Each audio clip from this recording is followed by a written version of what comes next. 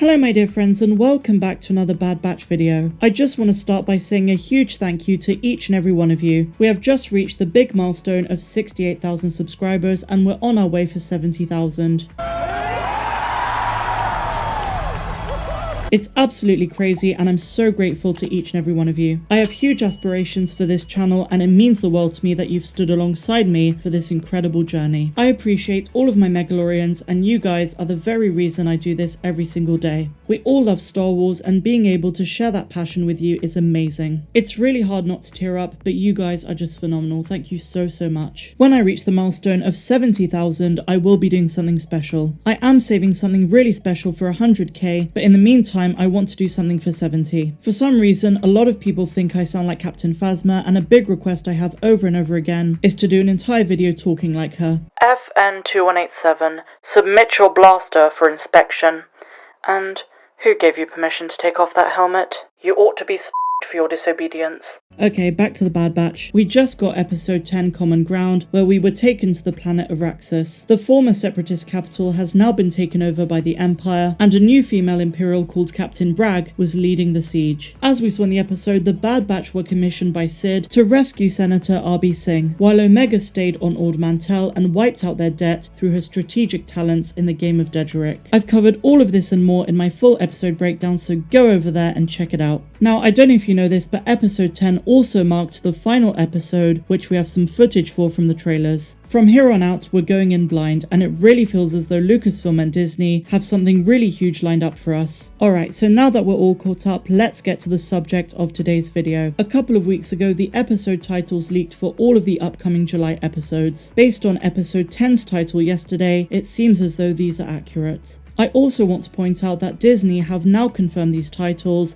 and added them to the official Disney Plus TV guide for July 2021. Therefore, today we're going to be taking a look at next week's episode, episode 11, and what we can expect. Episode 11 of The Bad Batch is going to be titled Devil's Deal, which has gotten a lot of Star Wars fans talking on Twitter, Reddit, YouTube, you name it. Now, it is worth saying that we're 4 episodes away from the episode titled War-Mantle, which is pretty self-explanatory in and of itself. The Empire is going to terminate the cloning project on Kamino and replace all clones with conscripted recruits that we've already seen, and they'll eventually become the Stormtroopers. But we're about to see this replacement on a huge scale. And to be completely honest guys, I think it's going to be brutal. It definitely looks like we're in for a big showdown, and that episode, which is number 14, is 2 episodes away from the season finale. There's no doubt that Disney are keeping the final 2 episodes of the season very much under wrap. For the final 2 episodes of Season 1, which are episodes 15 and 16, we have no title reveals and no details. But it is rumoured that the finale is going to be a long one, just like the premiere. But let's not get too far ahead of ourselves, we're going to talk about the plot of episode 11, Devil's Deal. The name alone suggests a few possibilities,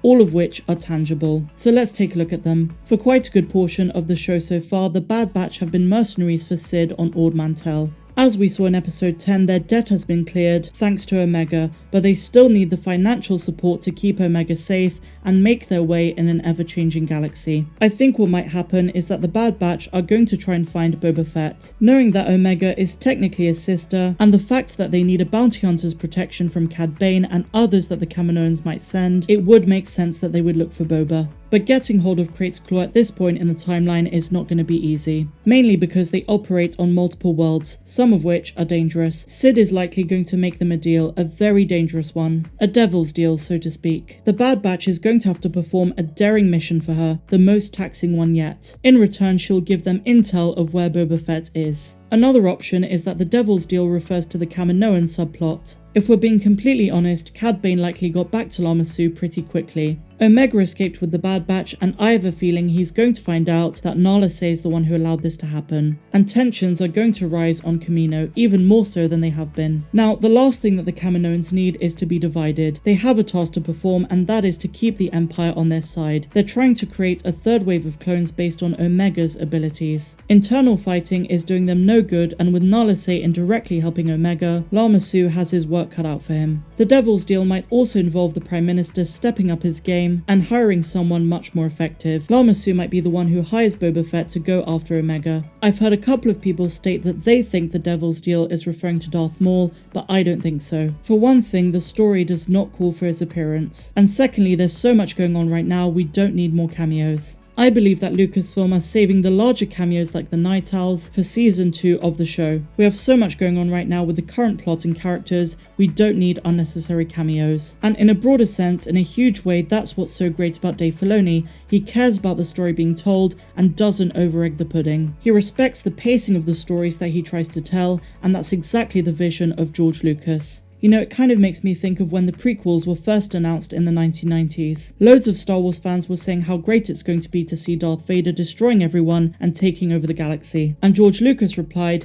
"That's not the story." This mentality very much applies to Dave Filoni, who really is the apprentice of George Lucas. He fundamentally understands what Star Wars is and how you need to be at the mercy of the story as it unfolds, rather than interjecting superficial elements that might be great at face value but ultimately don't serve the story on the whole. And you know, it's kind of the same thing with cameos. We don't really need Ahsoka Tano or Bo-Katan, at least at this stage in the series. We have so much to explore with Hunter, Omega, Crosshair, the Kaminoans and the Empire. And what's really great about yesterday's episode is that it added a comma in the story, by breaking up the intensity of the previous 2 episodes, which in my opinion was very much needed. It was like a welcome breath of fresh air.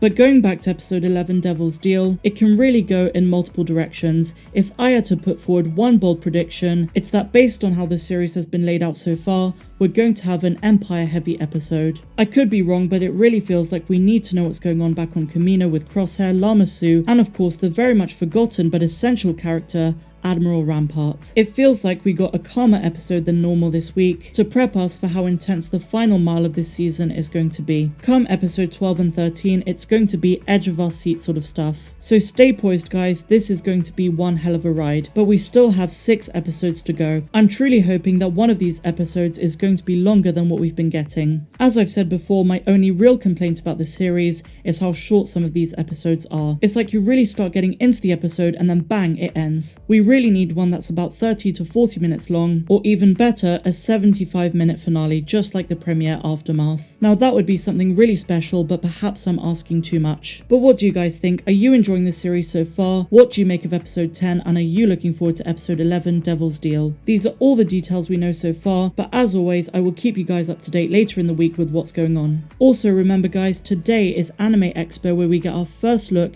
at Star Wars Visions. I'll also update you on that tomorrow. If you guys enjoyed this video, please be sure to give me a big fat thumbs up, subscribe to the channel if you're new, hit the bell, do all that good stuff down below, and I will see you all in the next one. I'm Star Wars Meg, wishing you all a phenomenal rest of the day, no matter where you dwell in the galaxy.